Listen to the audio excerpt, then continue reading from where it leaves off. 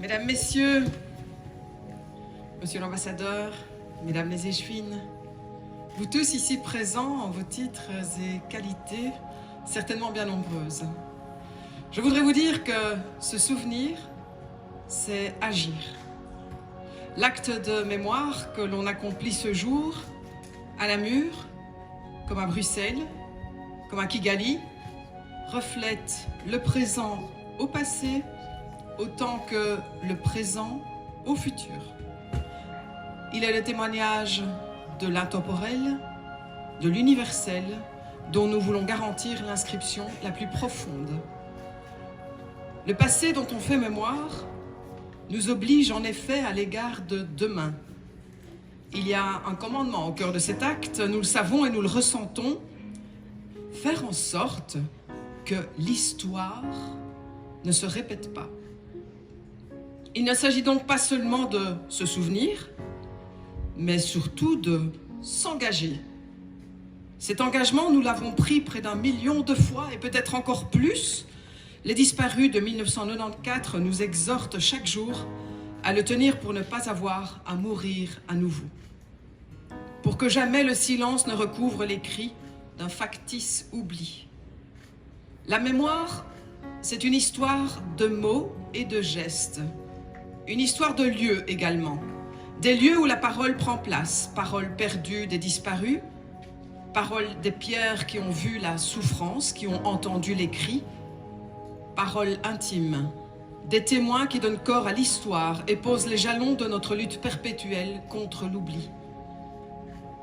Du mémorial de Gisosi à la stèle de Woluwe, en passant par le camp Kigali, la colonne du Congrès, ou encore Flawin, ces lieux de mémoire nous rappellent ce qui durant 100 jours s'est passé là-bas et qui demain peut-être pourrait encore se passer ailleurs.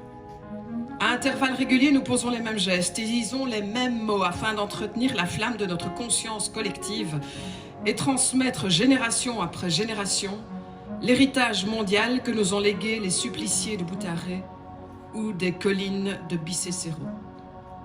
D'un lieu à l'autre, nous apprenons à écouter, à reconnaître le bruit que fait un génocide.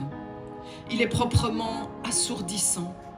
Et pourtant, nous voulons nous en souvenir. Nous voulons continuer de perpétuer le souvenir, celui des Tutsis au Rwanda, particulier et exemplaire en même temps. Et celui, bien sûr, de nos 10 paracommandos qui l'ont entendu, ce bruit intenable.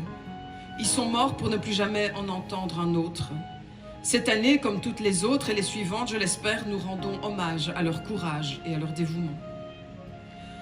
Face à ce bruit qui nous aide à affronter, les témoins du génocide sèment les graines sur les chemins torturés de la mémoire. Ce sont la frappe positive et pacifiste des histoires vécues. Mais ce sont aussi des histoires intimes, profondes, émotionnelles, personnelles. Ce que personnellement je retiens, c'est cet immense réseau de liens, de riens qui se tissent entre témoins et acteurs, entre familles et institutions, parce que ces dernières ont leur importance. Elles sont le relais et le garant de la mémoire et de la persistance démocratique à laquelle nous tenons tant. C'est pourquoi, chers vous toutes et tous, je voudrais qu'ici encore, comme régulièrement nous le faisons, parce que nous sommes quelque part une armée de paix en marche, nous prenions un engagement solennel et noble, celui de lutter toujours, comme le dit la chanson, en plein engagement, sans question ni retour pour que la mémoire soit l'aiguillon de l'histoire à venir. Résolument engagé pour l'émancipation individuelle et collective, je sens vibrer les chants de la liberté et de la reconnaissance de l'humanité dans les voix et dans les mots, et peut-être aussi dans la musique. Continuons le combat. Ce combat, il est noble, il est universel, et jamais nous ne renonçons. Merci beaucoup.